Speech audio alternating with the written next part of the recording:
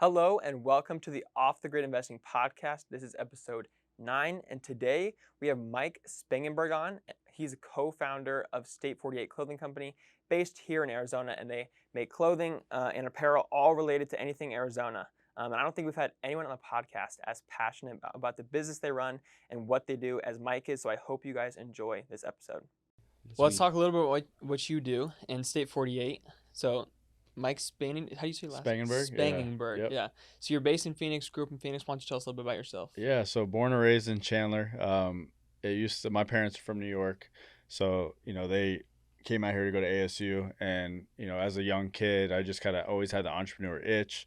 Always want to do something big and make an impact in Arizona. I've always loved clothes. Probably like my favorite thing about school was back to school shopping. Yeah. And it was just like laying out my outfits, as a young kid. My mom could vouch for me. So I always loved clothing, always loved fashion. Always had the entrepreneur itch. Spent 15 years in the hotel industry, but during that time I was trying to create something, a t-shirt brand specifically. And at that time I didn't know what the heck the name should be or the concept should be, but just kind of think what's very important, what I've realized more and more is like, if you're going to create a business, are you solving a problem and are you passionate about something? Well, we solved that problem because back before 2013, there was nothing out here representing Arizona, right? With t-shirts. It was the corny 3 for $10 Walgreens shirts. And I was like, hey, we got to do better than this. Arizona's better than that. There's a reason why so many people are living here. Yeah. So my partner at the time said State 48, and I'm like, what's State 48? And he said, Arizona's 48th state. And I'm like, it was an aha moment. So we brought in self-taught graphic designer, which is Stefan's younger brother, and became all three equal partners and just went for it. So you guys are all equal partners? Yeah. So Stefan's no longer with the company, a little over a year now. So it's just Nick and I, and Chloe's a partner as well. But it just started off with Nick, Stefan, and I. So I think online I saw you went to 2 years of college, but you didn't decide to go any further? Yeah, I did most of my school through Scottsdale Community College. Again, I was pursuing the hotel restaurant management degree. I worked my way up from, starting cleaning dishes to become a GM with Hilton. So I never really had that time, and always just took, work, so that was always my first priority. I spent a couple years, kind of doing part-time school, and I just, obviously started State 48 and was working full-time while I was doing State 48 for a couple of years, so I had no time to go to school. So yeah, I'm definitely the college dropout. When did you make that switch from working in the hotel industry to like working full-time in this new company you created? Yeah, so we staggered it. So Stefan went full-time first, Nick went full-time second, and then I went full-time last. So it probably took about 3 years, and we were smart about it. I started working. I kind of took a part-time role with the same responsibilities, less pay at the hotel to kind of get ready for that transition. But it took me about 3 years till it was smart enough to like go all in. And I could have done it probably earlier, but it's just, it's that scary, leap of faith to go for it. But what we realized quickly is the more you put in yourselves and more you put in the right team members, the more you grow your business. When you guys started, why did you decide to have co-founders and these particular guys? Was it kind of organic, or did you strategically bring them in? Because a lot of entrepreneurs kind of struggle with that. Like, should I do this on my own? Can I find the right partner? How did that work out for you? Yeah, I love that question because I had no intention of having business partners, especially those business partners. So Stefan, we grew up together. My dad was our T-ball coach. I didn't even get to know Nick until really we started going in business together. But it was just kind of like we didn't know what the heck we were doing. Like, hey, Stefan thought of the name. Nick's a graphic designer. We need someone to create a main logo. I'm more the business development, business background guy. So like, hey, let's go for it. Didn't even start with an operating agreement. Just learned probably everything, like what not to do at the beginning, the first couple of years. And you could relate, but you could probably relate to startups and stuff like that. But that's how we got started and finally figured out, hey, this partnership didn't really work out well. And thank God it was mutually beneficial to kind of go our separate ways, and now we're even better friends. But it is so hard to work with friends or family members. So that's how our story started. So how long did you last? And maybe you don't have to get specific, but how did things kind of unravel a little bit with that original? Yeah, for sure. And Stefan would say the same stuff or same things. Like we'd both kind of drive ourselves crazy because I just wanted to go, and this was like my passion in life, and this is not what he wanted to do forever. So we kind of always had that animosity and tension between each other, and that's like I'm a very positive dude, but like the one thing bothering me in life was like having Stefan as a partner at that time, just because like he wasn't all the way in it, and we just knew that needed to happen. But like until you can, have the like resources to actually do something about it, it was a huge weight off both of our shoulders to have that, honest conversation and get it all out there. It was actually a conversation between the three of us, and it got heated and ugly. But then we've always respected each other and always had love for each other, because we're like, they're actually brothers, but like, we were kind of all family, right? So we wouldn't have been able to get to where we're at today with all three of us. So I'm grateful for our experience, but yeah, it just didn't make sense to continue on, and we just finally had that tough conversation, and then we figured out a plan. How far did you get down the road with that original partnership till you figured it out? Six years. 6 years. Oh, wow. Yeah. So it was that's just like a marriage. Yeah, it was eating at me for a long time, and I'm again the same probably for him, and it's just great too, because like Nick and I have just so much better of a relationship now too, because Stefan was his best friend, and so like it was kind of always felt like 2 against 1, even though it wasn't like intentionally like that. It was just like that needed to change. So there's no coincidence that since Stefan left and he's happy and I'm in charge and I'm happy, like our business has grown. But 2013 to now, it's probably an Arizona-based clothing company is probably one of the best companies you could start, because of Arizona's like insane growth over the past few years, especially. Have you guys seen, especially because the population growth here is insane, have you guys seen like a ton of growth since the time you guys started? Yeah, so I'm proud to say we've grown year over year, but a unique part of our business is collaboration. So, last year alone, we worked with over 400 organizations creating custom designs. So B2B stuff where, we work with a Phoenix Children's Hospital or a brewery or a restaurant or elementary school. And, in some of those organizations, a t-shirt has been an afterthought, right? So like, hey, they recognize that what our brand stands for, and that's just promoting love for AZ. So that's been a huge part, and we just keep getting the demand for that just keeps getting, so much more, as everyone, all these large organizations are coming to the Valley, they want to be, associated with local, and latch on to someone who can, ultimately we want to be a one-stop shop for apparel in Arizona. So we're getting to that point. So to answer your question, yes, we continue to grow because of that, those new people coming to the Valley every single day. And it will probably even sound like competitive, like more business coming in, but since you can actually work with these businesses and actually like provide clothing for those companies, it's probably like it's correlated growth, your company and their companies. And our message is simple: clothing for all, inspired by Arizona. That's been the message since day one. It's not a trendy thing to say, so I don't care if, we've worked with a million not million, but like we worked with so many real estate companies, so many elementary schools. It's just like, it shouldn't be a competition for us. Just how can we help add value? So it's been an incredible experience just building relationships and being able to work with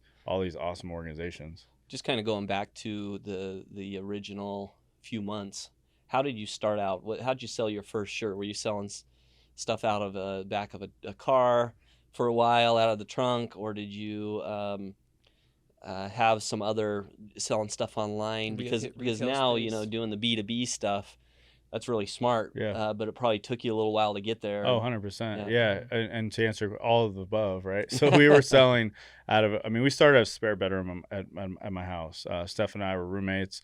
Had a spare bedroom. We bought a heat press. We were making our own t-shirts, learning how to do it. Our first 2 orders had a buddy of mine that did screen printing, and we had every single color combination you could think of. And looking back at it, I'm like, oh my God, what were we thinking of? Like the colors we were, personally that I probably chose.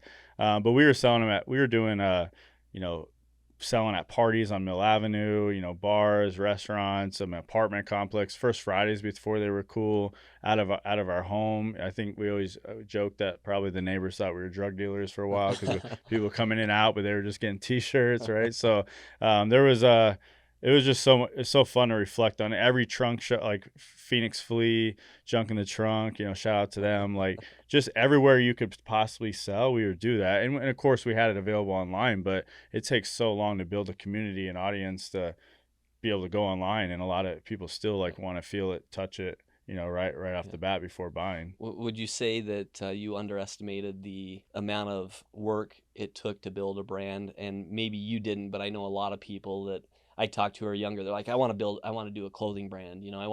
It's going to just, One of the blow up. hardest- One of the And hardest for things to someone do. who's actually done it, because I've heard Yeah. of State 48. I don't know why. Yeah. I've lived in Arizona for a while, but I've heard of it. I've seen the logo. Yeah. So whatever you've done has come into the mainstream here, at least. So great job there. Yeah, But thank you. I don't know how you did it, and did you kind of underestimate? Yeah, I don't think I ever underestimated, because I'm a workaholic and I have a really strong work ethic, and kudos to my parents for kind of that old mindset, right? But you just don't know what you don't know, right? And my thing was just like go, and like this is like seriously my passion in life, and like I get so jacked up like trying to just continue to improve and evolve. But one thing that separates us, and to your point of like everyone thinks, oh yeah, just create a fun t-shirt, clothing, or names or whatever, and you're just going to sell a bunch of shirts and be a Supreme and all that. Like we're not that. Like we're a brand that just supports our community. It's clothing for all, inspired by Arizona. What separates us is the collaborations. That's, I don't ever really see that model. Yeah. And since we keep improving our collection online that people can buy in store, online, but the collaboration piece is huge, because like we're reaching different demographics. It's volume, it's for a custom design for us, it's a minimum order of 50 shirts. Sometimes we're doing 25,000 shirts with Gila River right now. So like Wow. they get large orders like that, where it's like now our logo is out in the community. People are seeing it. They're talking about it. It's helping add value to other organizations. So that's what tugs at my heart, because like you get to build these relationships from that start professionally and become personally a lot, like to become great friends. And that's what's so cool. But that's what always going to separate State 48. And that's why, of course, you're always going to strive to get better and evolve and make sure you never become complacent. But that's also why I'm never really concerned or worried about our brand dying off, or because it's sustainable. It's more than just selling cool t-shirts or a cool logo. It's so much more than that. And I mean, it's getting me fired up. I mean, just hearing your passion behind it. Yeah. Because the company that we founded, Neighborhood Ventures, is all about investing in Arizona, leaving your money here instead of sending it out to the East Coast to be managed. Yep.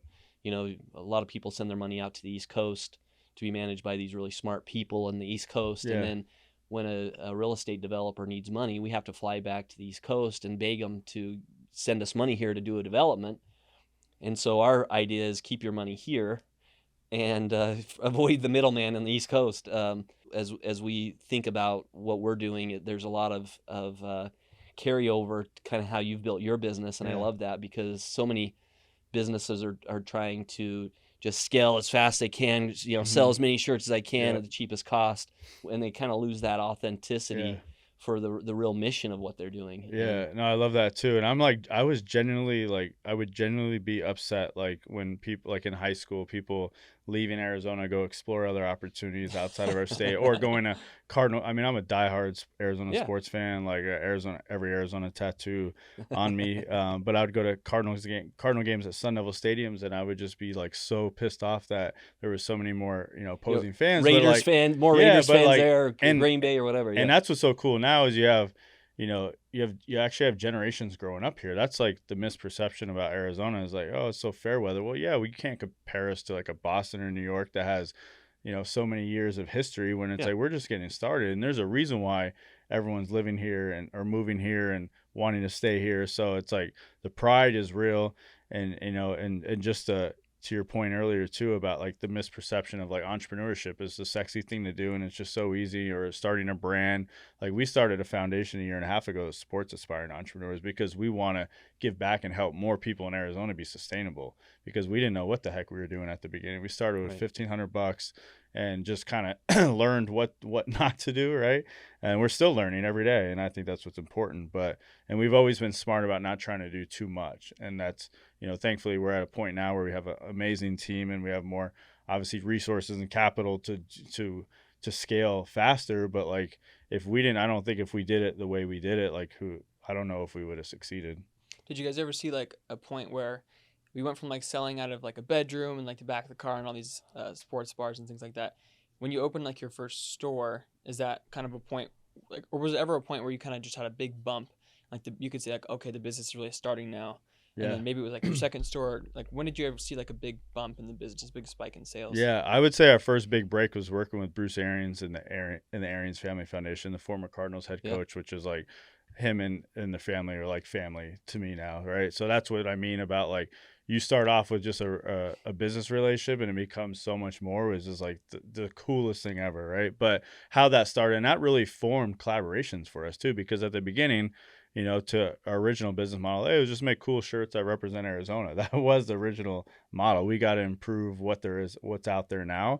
We're working with BA once he got there, and then life's all about who you know. So we did Phoenix Fashion Week. The executive director of Phoenix Fashion Week, Brian Hill, connected. He knew Jake Arians, who is Bruce Arians' son, the president of the Arians Family Foundation, which helped neglected children with a bad upbringing. So it's a really special cause. So we pitched them designs. We're like, we'd love to work with BA. He just seems like the coolest guy ever. Then like became like a famous shirt of like in Arizona and within Cardinal fans community, because it was like the silhouette of BA with the headphones. And so we ended up selling that on our website, and $5 per shirt went back to the Arians Family Foundation. And then we also provided those for all his golf tournaments, and just it was so mutually beneficial. But that became like the Cardinals t-shirt at the time.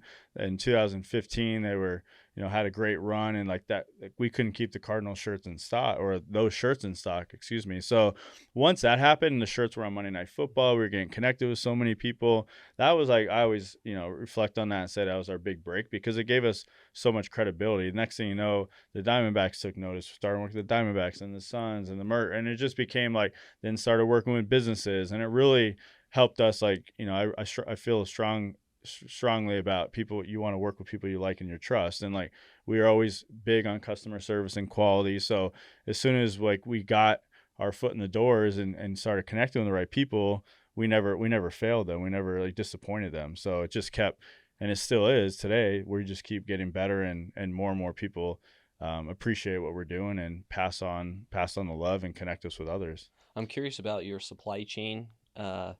What do you produce yourself? What do you bring in from China or offshore? Yep. And with your partners, has there been a lag with COVID, and how's that impacted you guys? Yeah, great question. Thank God we're kind of pandemic proof a little bit, because of how our structure is. Of course, so we buy all our blanks. We're graphic tees, right? So we buy all our blanks locally. Now they're imported from other countries, but like we buy all our blanks here locally. So because we only stick with a couple brands, like we never had major challenges. It's when, we try to venture off and do different colors, or, I mean, they're still experiencing that, with factories being shut down and all that good stuff, but we're not doing cut and sew. We're not, producing in factories overseas and stuff. So we buy all our blanks locally. We can get them the same day and next day, and then we're screen printing with internally. So that's what you really focus on being good at is that piece to the end user, to the marketing, whether it's a business relationship or selling direct to consumer. Amen. Yeah, and I always will say, like, I'm sure there's a million more talented, businessmen and women, or graphic designers or whatnot, but like people are attached to what we sell, and that's so much more than just selling t-shirts and hats. It's just the pride, it's just the love, and we're as positive as they can come, and we try to add value, and we hear it all the time of, what shirts are used for a lot when we do like the B2B stuff is, hey, nonprofit organization where your shirt, with all due respect, sucks. Like, hey, let's add a cool design, a co-brand design, a comfortable t-shirt. Now they resell them, generate a revenue off it, or funding off it, or they can use them for marketing assets. It's a shirt that people want to wear, so it kind of allows to share that story of like, and it helps us, it helps them. So that's where people that really follow us and get us, like they say what they love most about State 40 is how involved we are. I think it makes a ton of sense. Yeah. Do you guys have some sort of like warehouse now that you like manufacture all these graphics in, and how big is the company? Like, how many employees did you start with versus how many you have now? Yeah, I mean, obviously when we started, it was just the three of us. We're at 15 right now, so we're still like a small team. But we have 3 graphic designers on the team, one including our creative director and partner. We have 5,500 square feet as our office space, our headquarters.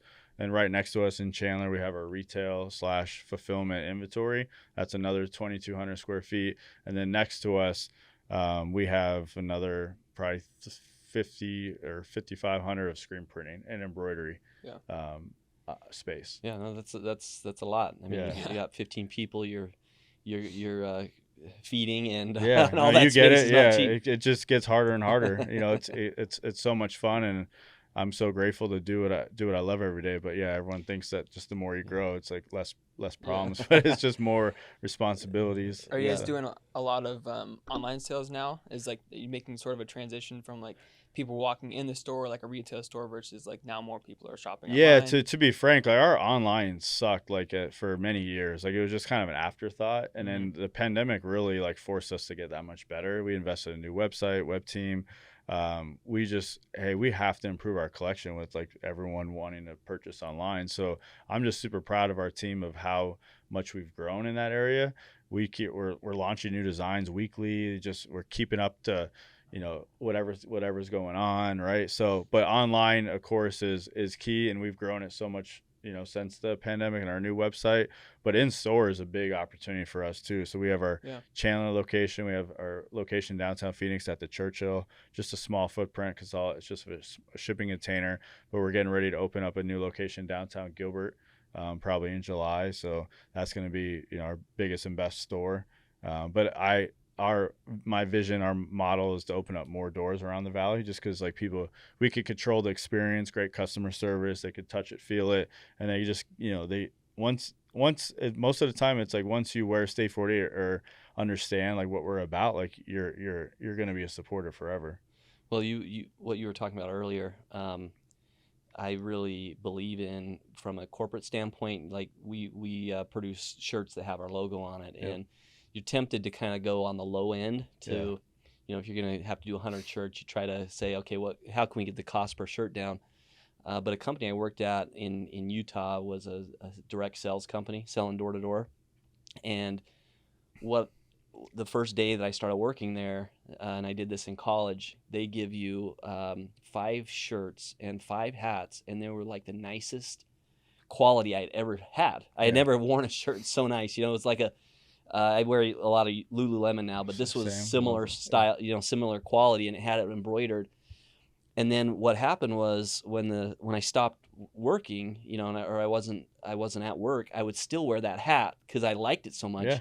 And everyone's like, "Oh, what's this company?" Yeah. Because it's cool. Instead of it just being like put out something just to give someone a T-shirt. Now, if your company and your brand can be cool, then employees and folks will wear that all the time, and it's free advertising. If you make it low end, then they're not at work, they don't have to wear it anymore. If you wash it once and it just shrinks, you're never gonna wear it again. Yeah, and that's how most clothes are. You don't, after really 6 months or wash it a couple times, you kind of like get rid of it. But and then the style too, like that you're saying, where you can come in with a company, help them design what it's going to look like, and so that it's actually cool. I think it's something that people don't really think about when it comes to corporate, but I think you've hit it.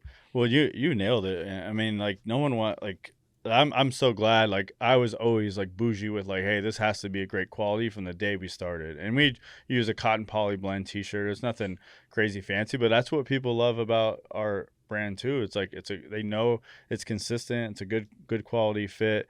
But yeah, there's like you don't like we all get the cheap shirts that at a T-shirt giveaway or a golf tournament that maybe is kind of on the lower end, right? Like, and it's just a shirt that goes in like as a rag, and it's just if you look at it as like, hey, yes, you saved costs, but like you wasted really all that money because it's not going to be worn. But word of mouth is such a real thing. Like we're celebrating 9 years this month, and we just hosted a 9-year anniversary party at our headquarters, like a little block party, and it was just so freaking cool to see all the different shirts from 2013 and like all these different years and all these different people wearing all these shirts. And it's just like we hear those stories all the time, whether it's like a nonprofit or again like the organizations we work with. You could be at Home Depot on a Saturday, you see someone wearing a State 48 shirt, but maybe it's State 48 and Arizona Wilderness, and you're like, what's Arizona Wilderness or what's State 48? And it just creates conversation. Right. Like that is such a powerful thing of marketing that we all just get sucked up into, in my opinion, of just like social media. But like creating conversations are powerful because you don't know who you're talking to. This person knows that person. Oh yeah, you got to talk to them about doing shirts. So we take a lot of pride in the quality, and I think that's super important. Yeah, I think pride and quality is a great thing. I I started a couple e-commerce brands, like just trying to mess around, just trying to make a quick buck. And you really can't mess around and try to make a quick buck when you're trying to start a brand. I tried to sell these blue light glasses at the beginning of COVID, thinking that people would be looking at their screens and would want to, protect their eyes from blue light glasses. Yeah. But I was, drop shipping them from China. There's terrible quality. There's no like branding with them. There's no logo on them. And if you don't have some sort of pride in your brand, if you don't actually believe in it, if you wouldn't wear it yourself, no one else is gonna buy these glasses, or in your case, this clothing. So I think having a high quality and actually being passionate about what you're selling is important. Having conviction. If you don't have conviction in what you're selling, it's not gonna sell. And that really sets you apart, because you probably love seeing the crap that's out there, because it's gotten so much better. Like, I mean, there are people now all using kind of the same blanks, but yeah, there's still a lot of crap out there. Yeah, because I get you get the free shirt from wherever, somebody's throwing it at the Suns game or whatever, you pick it up, and I have so many of those, and I just throw them away. And then there's shirts that I've had for 10 years, that are still, because they're cool. I get jokes like from significant others, or like, my husband has a whole closet full, I'm gonna make him throw these away, or like, but it's all like of State 48 shirts, but they just love the feel of it and the pride or the story behind something. Yeah. Where do you see State 48 going in the next few years? Yeah, so I have a big vision for State 48. I ultimately want to be that recognized brand of Arizona. It's just all supporting, everyone, right? Just showing love for our hometown. Not only opening up more doors, we're working on we have so much opportunities too on growing our foundation, which supports aspiring entrepreneurs. We're working on a license plate bill that might be approved here in the next couple of weeks, which would be a dream come true and a vision of mine for many years. If we have a State 48 license plate, it would just be incredible. So that's something that's coming down the pipeline, again, opening up more doors. But we ultimately want to be one-stop shop for apparel. And what I mean by that is we can create designs for you outside of State 48. We can create co-branded designs. We can do screen print embroidery for your business. Really anything you need regarding apparel, like State 48 can do that for you. So that's where it's been cool to just implement new revenue streams and evolve our business to be even much more sustainable, and not just a brand that could have a lifespan, right? Where like, I'm not naive to know that all brands eventually kind of die after a while, but like, we are an organization that just wants to stay around forever in Arizona and just create love. Would the license plate say State 48 instead of Arizona? Yeah, it would be a State 48 license plate. Wow, Yeah. cool. So I mean, I'm biased, but I think it'd be a top 3 selling, like, because it's like, you don't have to be a Diamondbacks fan, you don't have to be a Suns fan, like, you live in State 48, like, it's just a cool logo. So you think even it's likely it'll pass, they'll go through? Yeah, so we just passed in the Senate. We have one more bill, or one more vote through the Senate. But we've already had 3 successful votes. And I've learned so much about this process. We hired a lobbyist who's been amazing. But yeah, it's been really eye-opening, but it's been so cool to even this last Monday, there was a vote, and I went and did a testimony on it. And one of the senators said, like, he took 2 minutes out of his time before and after the vote of just saying how much he loves State 48 and like what he recognized that, what we do in the community and stuff. And I thought that was just so cool. That's and awesome. They even like asked how many people in the room have State 48, and so many people raised their hand. I was like, this is amazing. Wow. Right. So that's when, what I always try to emphasize to our team is just like, hey, especially on the creative side, it can be so hard to be, not become complacent, or like not get like tired of doing the same thing over and over, because it is just our main logo a lot. But like, you're creating these special designs for all these great organizations, and listen to what the community is telling us. Like, they're thanking us and they're doing business with us, right? So it's just, for what we stand for, I just think it says a lot. Is the foundation funding entrepreneurial ventures, or yeah? So the first year was like a learning curve of like figuring out what the heck we were doing, right? But in Q4 of last year, we launched our first speaker series. It was a 7-part speaker series. It was kind of all the parts of like starting a business, right? Marketing, legal, and like I just wish I had all that at my fingertips when we first started. So it's coming from experience of the demand of people reaching out and asking, hey, how do you start an LLC? How do you do this? And like, all right, we just need to create a community to help this. But it was a 7-part speaker series. We had all these incredible leaders in the valley, whether again legal, marketing, and it's, in no way do we know it all, but we had used our network to come, provide practical tips, motivation, share their stories, because it really is all the same stuff, right? No matter what business you're in, it's just like you better work hard, you better solve the problem, invest in the right people. But we gave away $13,000 in grants, and we had incredible grant winners that were super happy and Awesome. gained so much knowledge. And that's just getting started. That was our first year. So a license plate bill, the funding that it could bring in if it's successful can allow us to focus on bigger and better like programs to just, I really see State 48 being like that kind of that hub of supporting entrepreneurship with the help of all our partners. So really proud of that and focus on that for the long term too. Yeah. I have a sort of a 2-part question. The first question would be, what would your sort of general advice be to an entrepreneur who is just getting started? Maybe they're in college, like I'm in college. I go to Grand Canyon University. What would your advice be to just an entrepreneur to start a business? And then second question would be, what would your advice be for an entrepreneur or someone who wants to start a brand? Yeah. Great question. Shout out GCU. We work with GCU. I actually went to the tournament to support the basketball team. Oh yeah. In Vegas, but so I was bummed to see them fall short. But But NIT or what? no, they just lost the play-in so they tournament. didn't get Oh, the to- play. Oh, yeah. But so to your first question on like what advice I'd recommend, I think that's pretty simple. And what I always say is like, and I said earlier, like you better be freaking passionate about what you're doing, and you better be solving a problem, because it is so hard. Like it just gets harder and harder. And for me, like I was working 10, 11, 12-hour days at the hotel, and then going to, work on State 48. And I had that motivation and that drive to like want to be successful and create something of my own. So I think that's really so. And then I would also add like choosing your partners is very, very important. Obviously I shared an experience, like you hear these horror stories all the time. I'm so thankful that Steph and I even have a better relationship now, and it worked out well. Mm-hmm. And Nick's and my relationship with Nick has gotten stronger too. But I hear horror stories all the time where people have to, pay out so much money of someone who doesn't care about anymore. So if you could do it on your own and find great people, that would be my suggestion. But if you have partners, like just make sure you're figuring out what that structure looks like before you even get started, whether, a simple operating agreement. Hey, what are you focusing on? What are you focused on? Does your partner complement your weaknesses? Right. I think that's very important, because at the beginning we were always like doing all the same stuff. We were wasting so much time, and it was almost like when you're younger, you're so prideful of like, I want to do this, or like fighting. There was just a lot of wasted time. So I think those, a couple things are super important. Creating a brand, like, obviously I'm no expert, but I think consistency is everything. Like I've been big on like our main logo always has to be, just to give an example, like creative always wants to do things outside of our logo.